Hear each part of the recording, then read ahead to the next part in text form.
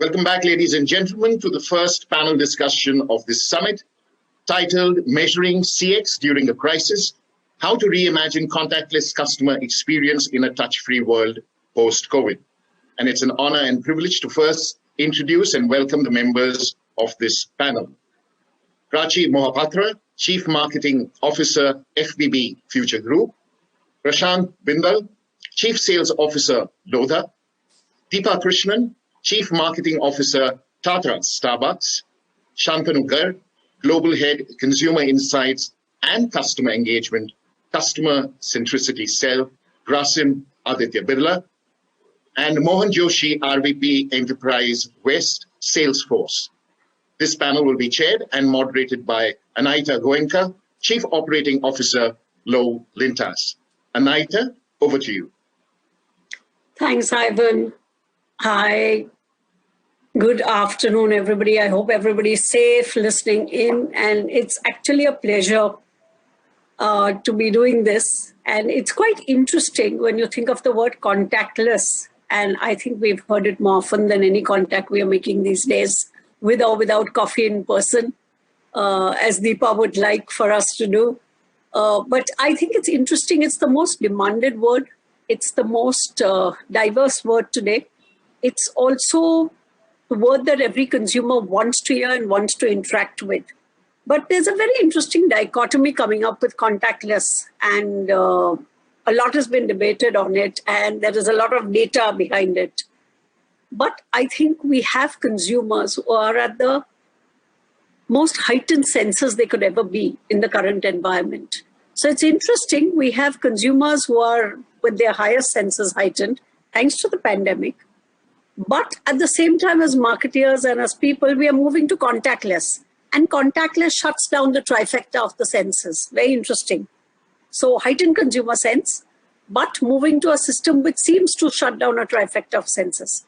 So what we're going to aim to do is really chat along about every time we think contactless, can we think the word connect worthy? So what I'm going to get all my panelists to do very interestingly, and starting with Deepa and coffee, because that's the most contact we seem to have had before we all sat home, is how did we actually address the contactless agenda, interestingly, with all their diverse industries and businesses and brands? And therefore, how can we reimagine a little later to really put connect worthy back into contactless? Deepa. Thanks, Anaheeta, and a complete pleasure to be on this panel with everyone. You said it very well. It's a challenge of how do we ensure that customers feel safe and can enjoy a contactless experience, and not to negate the second part, the second adjective that I use, which is experience as well, because it can't be, contactless without any heart and soul, especially for a brand like Starbucks, which has always prided itself on customer connection, on providing a third-place experience. So the way we've addressed it is really gone on the front foot as far as innovation is concerned, and also trying to amp up the experience. And I'll talk about how we've done it. So one of the things that we've really launched very recently is our mobile order and pay solution, which essentially means that all Starbucks customers who are loyalty customers of the brand can download their mobile app, can pre-order the beverage and just go and pick it up from the store. So they still visit the store, but they get a very safe and contactless experience, and they still have a connection with the barista alive. We've also launched contactless through .pay, through WhatsApp ordering, etc. So these are various measures that we've taken to be contactless. We've ensured that the environment in our store, because a lot of stores are also open for dine-in, so there is contact happening as well, is absolutely top-notch. And customers keep telling us that if we are ever going to go out now, we'd rather go to a Starbucks because it's completely safe. And then the other part of the question is, how do you really bring the experience alive? So some of the things that we are doing is keeping the connect with the barista alive by sending special voice notes to customers on their digital media. So if Anaheeta, if your favorite beverage is a cappuccino, and you would have given us a shout out on our Instagram or Facebook saying that I'm missing the Starbucks cappuccino, we'd have a special voice note delivered to you on your Instagram, saying that a cappuccino, a tall cappuccino for Anaheeta. So those are the ways we're keeping the connect alive, and also sending out personalized notes to all our customers when we deliver products to them, because delivery is becoming another very, very important facet of our business. So it is really this complete circle of ensuring that, one, we provide the safest experience possible. We give customers as many opportunities to engage with us in a digital way that they want, but never ever lose sight of the humanizing element or experience. So it's actually the best time to build a business or brand. Despite all the do with, it couldn't be a better time to build. Prachi, your view, since everybody has to try something to feel new. Absolutely. We are in a business wherein you have to make a person feel good and look good. And at any point of time, that's like an indulgence for anybody, however small or big that amount of money be. So more than any time, this is the time actually when you actually build up your brand, even if it is on the back of a price point or the back of the value or quality that you're delivering. I have 2 points to make. When we entered into the lockdown, there was a huge focus on product and category movement. That was a paranoia movement, and for us as customers also, we actually experience the same. जो मिल रहा था हम उस time उसको ले रहे थे. But as and when we started moving into a little more into lockdown, a little more ease of rules into the lockdown, people came back to brands they actually believed in. And that's something was paramount for any brand to be able to uphold that promise and to be able to deliver on that promise. Coming to how we actually gave our customer an experience of the first and the foremost thing on their mind was safety and hygiene. So we had 2 places to speak on. One, of course, is in-store, wherein the brick and mortar experience is there, and people were actually, surprise, people were actually coming back to buy fashion. Surprisingly, when we say this, that people didn't want fashion or garments, absolutely incorrect. The choices, the requirements had changed over a period of time, over the period of lockdown. As we were already discussing, kids had outgrown by their sizes. Like when kids entered into the lockdown and when they came out after like 3 months, all of them had almost outgrown what they had gone into. I think brands like VIP and Zivame and us were actually seeing a huge jump on lingerie buying. We were seeing a huge jump on shorts buying, on sleepwear buying. But why would that not be? Because this is exactly what the customer wanted, and we were there to get that experience right for them. The way to do it was absolutely be ready with what customer needed. All of us stepped out for the basic requirement. All of us wanted to be in at a specific period of time and just not, flirt around with a lot of spaces, flirt around with a lot of people, avoid touching things. This is exactly what we did. So a huge rounded up experience inside the store. And also when you come to the second part of it, how we have built up our e-com business. We went into a lockdown 14 days. We were up and running with our M-site. This is exactly what we were talking about. Any stage of digital maturity curve you were in, you were just forced to take the 2 steps or 3 steps up. Were we not there online? We were always there. But we were always, we were happy being an omni-channel rather than just going there and saying that, okay, this is our primary mode of conversation. This is where you should be. So yeah, for us, it was primary to hold the attention and serve the customers during the immediate lockdown period. And as it opened, we started giving them the +1, +2 and safety and hygiene experience. It's actually quite interesting. Everybody's talking of brand coming back versus a lot of the chatter. I think it's about how you listen in. And I think that's one of the interesting things we've all learned. And Prashant, you should talk about this, because finally anybody would think who's going to go around buying houses. And your experience on actually what has happened in reality with the largest dream an Indian has would be interesting to hear, where you actually can't go to a site. Actually, Prachi, it has been a complete paradigm shift before the consumers for us. First of all, for us, we had built a business model based on that we have a large distribution, a consumer inside. We bring consumers to the site. There's a touch and feel of everything that happens, and then the business happens. Just to give an insight, we had almost 108,000 people coming to our site last year across our sites. And suddenly when the pandemic happened, everything stopped. When everything stops, then how do we start it again?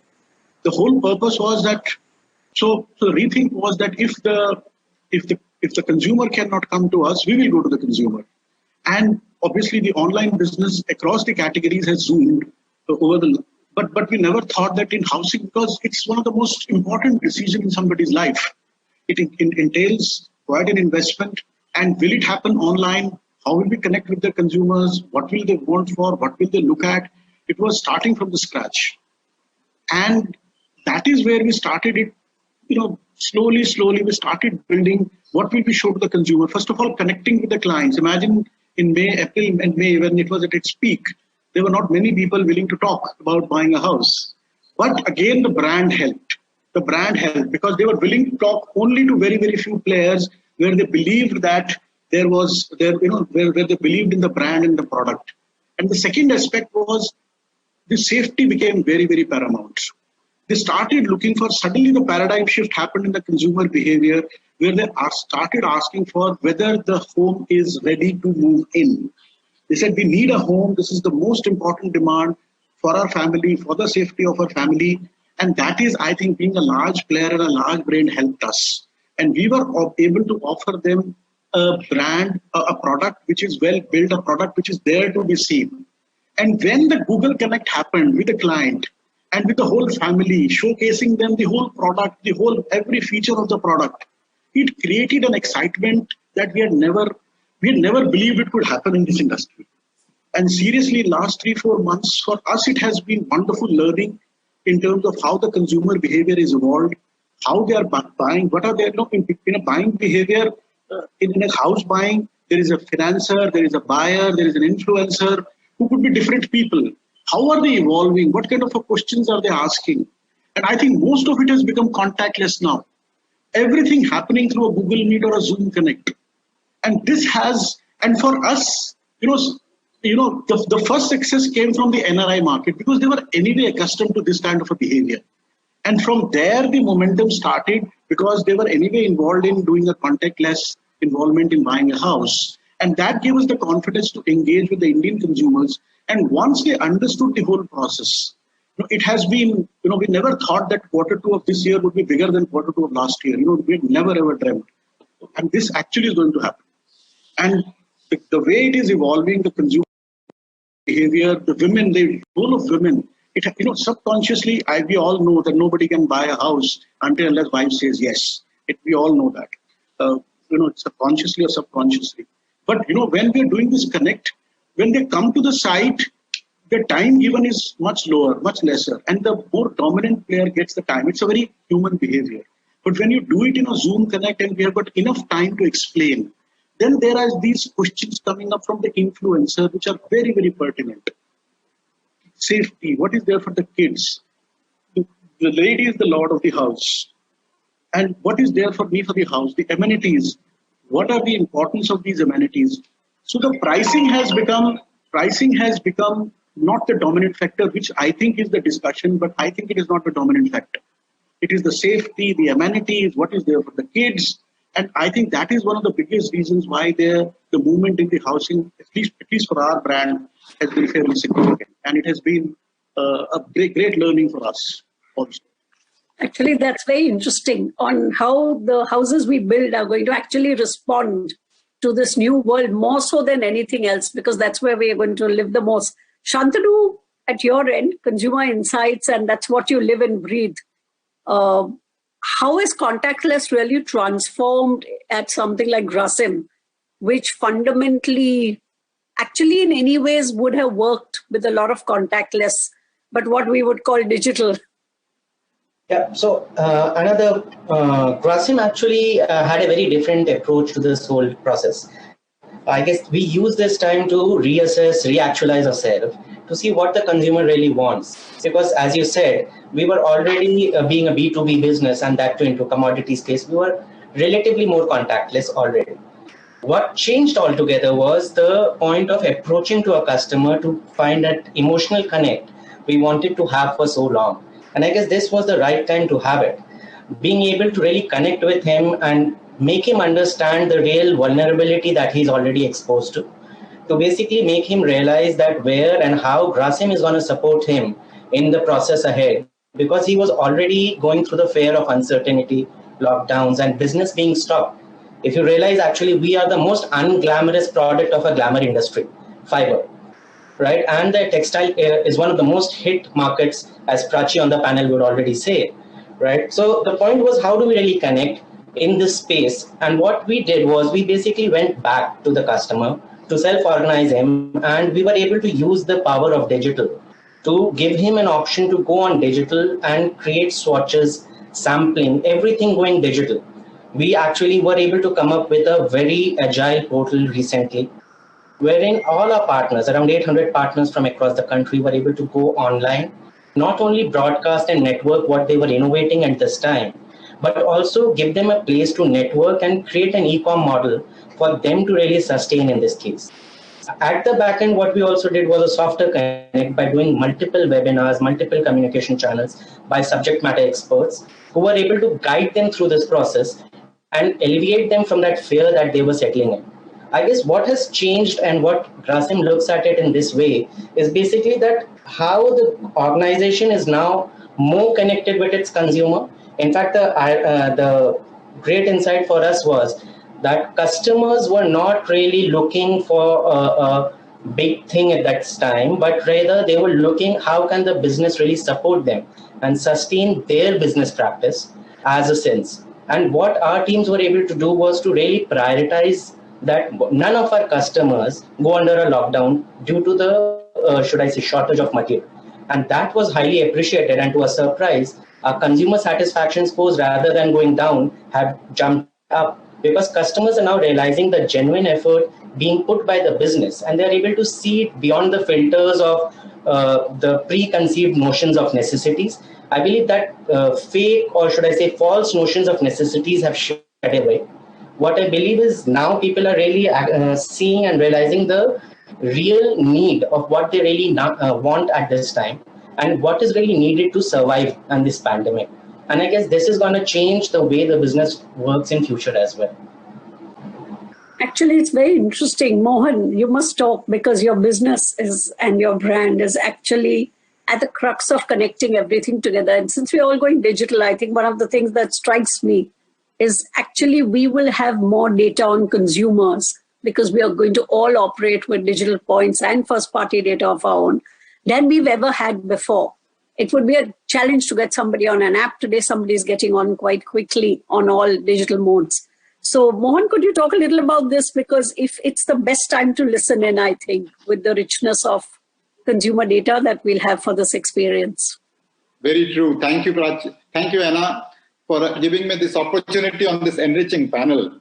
You know, we are lucky that Industry 4.0 embarked much before the COVID came in.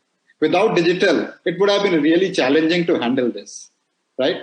So the companies which are going to adopt digital are the ones which will pivot them in this contactless world. And as very rightly put, you know, the beauty of the digital world is when customers and consumers interact with you, the footprint they leave, consolidating that footprint is much easier. And knowing them becomes much simpler. Like what Prashant was sharing, they know a lot more about their customers when they are interacting with them digitally. Collating these inputs is very much easy. The brands can now communicate with their customers much more relevant, much more specific at the times. The companies now can decide when are their customers more receptive, what are their customers' choices. All this can be compiled. And I want to share with you that this digital contactless experience, which we are all experiencing today, is giving a pivot to new business model. I want to share one example one of our customer in the NBFC has used. During this period, they tied up with one of the OEMs, and using IoT, they started providing loans on the spot from the home, from their bedrooms, from their homes. And using IoT, you know, if the loans are not returned in time, and if there is a default, the device will stop working. This is the new model which the technology can enable. Industry 4.0 is helping, right?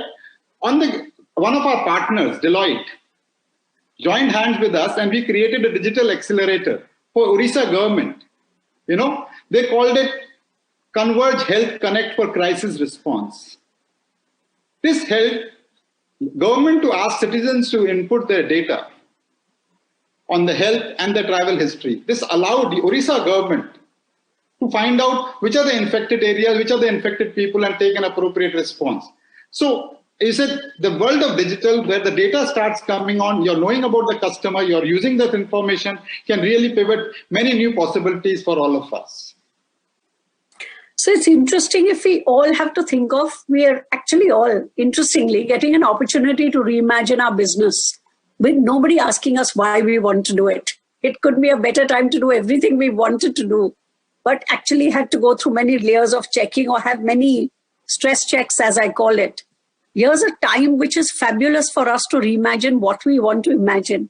So if I would think of coffee, and maybe we can just chat a little openly on this, what would we love to, and as marketers should use the opportunity for our consumers to reimagine? Prachi, if we had to actually just reimagine feeling anew, because that's the crux of your brand, you make somebody feel anew and feel good.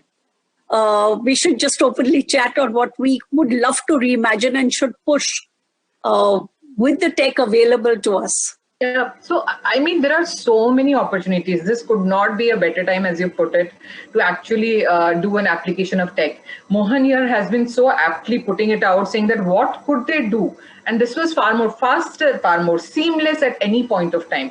So at this point of time, if I'm looking back at my industry from a fashion and beauty industry perspective, I think this is the right time to for us to be able to launch all the kinds of AR and VR we had absolutely imagined. You know, this is not a new thing for beauty industry or for fashion industry to be able to aptly use a VR and AR technology, but we have been, very touchy-feely about it, saying that do it, let's not do it, it's an experience, might not give us the conversions, the conversion costs are higher. But this is a time wherein you are giving an experience for a lifetime to a customer inside his or her bedroom, inside his or her living room. What can be a better way of interacting with the customer and let him or her experience the best of you? I've just seen a fantastic tool which has been utilized by bestsellers also, and it gives you such a fabulous experience when you are inside your living room. You don't even need to go anywhere, and you have such a fantastic tool wherein you can actually see the fall of the garment on the body.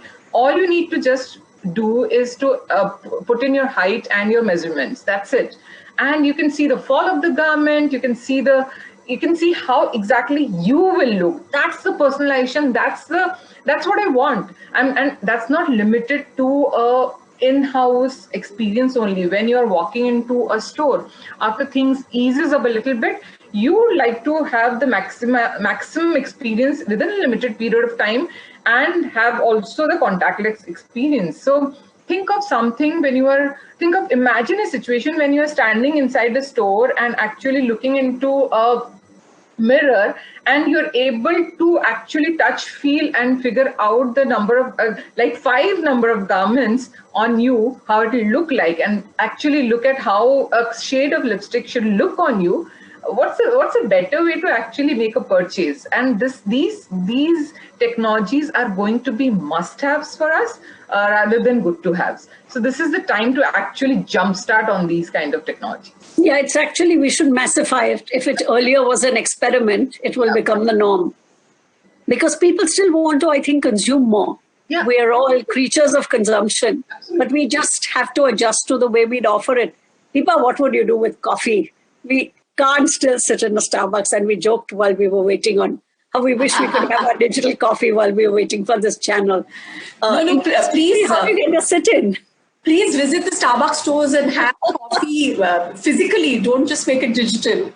But, going back to your question of what can you reimagine? So I'll just say that the brand promise of Starbucks has really been inspiring and nurturing the human spirit. One person, one cup, one neighborhood at a time. And Starbucks has been known as a third place. So how are we reimagining it? We are saying now any place you want us to be in digital, we'll come to you in digital. You can, order coffee for us. You want us to come to your home, we'll get the coffee to your home. So we've launched, these 1 liter beverages with some of our most popular variants, which customers can actually consume at home with their family. We are actually taking Starbucks stores in mini avatars to various societies and housing colonies across certain cities, and we're really getting the experience back there. So it's really about reimagining the whole experience, not keeping any boundaries. And we've discussed this before. Indians are known for their jugadu mentality, so we are taking out everything that we have inside our box, every innovation that you can imagine, and say now there's no boundary. The only thing that's sacrosanct is the experience. We'll go to customers where they'd like, how they'd like, and really, bring that alive through a combination of busting all myths of customers only need to come to our store, but really going everywhere. So it's about becoming omni-channel, it's about becoming digital, but through it all, keeping that human connection alive, which I think is really, really important. Mohan, how will we connect all this? Since we are suddenly, I think as brands or businesses, going to have a plethora of data, and consumer journeys are going to be even more diverse than they've ever been and even more uncharted. How would somebody who was sitting on multiple pieces of data actually synthesize it all together? I think you're best placed to, we'll need to reimagine ourselves, I think. Yes, Anaheeta, it's very simple. Thankfully, as I said, the digital is all there. Like none of these technologies are new. They are all very much in place. There are intelligent dashboards available, solutions where you can actually dissect the entire information, can know to the last mile, the last behavior of the consumer. And consumers will remain consumers. The speed and convenience was what all was playing before COVID came in. But what COVID brought in was peace of mind and safety, right? So as much when you are building a brand and when you're giving a communication to the customers, if you talk about your employee safety, how you are caring about your employee, how you are enabling the employee to give this contactless experience. For example, I'll tell you in a used car manufacturing space, just before all this happened, how will you do? You will just walk in to any of the dealer, you will test a couple of cars, check it out, talk to the people, fill some papers for your loan or your insurance. But now in this contactless, how do you make it happen? So using an app, you can, one large used car manufacturer, what they did was they created an app. You can now fix an appointment. You can browse through the various cars, make a choice. And when you go there with an appointment, right in front of you, the car will be sanitized. The employee will be giving you your kit and will give you an option for a self-drive testing or a associate-assisted testing. And then after you have made a choice, again, you don't have to pick it there. You can just leave it. All your insurance, all your billing, all your loan paper will be done digitally. So now these are the ways the information is available, how to use it, how to put it, how to make effective for the customer, how to continuously do it, make it convenient and easy, at the same time give a peace of mind that there is no contact, there is no cause of concern on the health and safety. So Anaheeta, the information is there. Probably people were slow in using it, but I would still say there's one big challenge which will continue to remain, and which is for B2B business, which was highlighted by Shantanu. How to create that emotive experience which is available in the B2B world, because the B2B world is more in the physical part. The consumers are still using, most of us as individually have become adept in shopping online. But when it comes to B2B, businesses have to yet to become conversant with an online buying. So I think a lot more is required to be done in the B2B space than in the consumer space. But actually, it's sort of a very interesting thing, Mohan. You use the word peace of mind, which I think when all of us, and we all use the word safety with contactless, with ease. But I think if we unpeel the layers of the onion, we are actually looking for peace of mind. That's what consumers are looking for.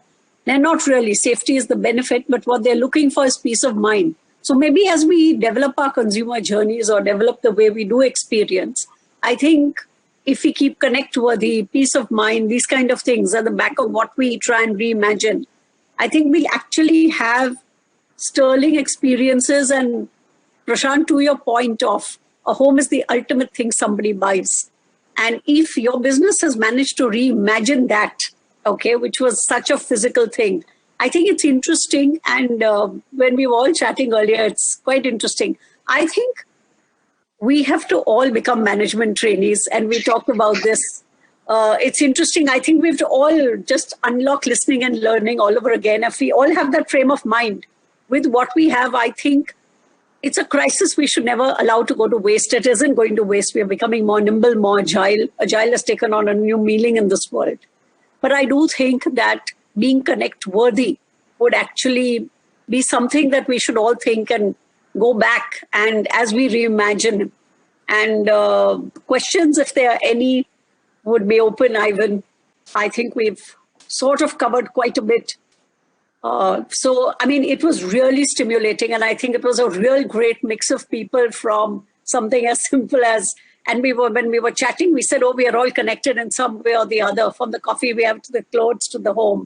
And I think that's what, if we can make contactless connect worthy, I think we would have all actually, and I really thank the panel, Shantanu, Deepa, Mohan, Prachi, Prashant.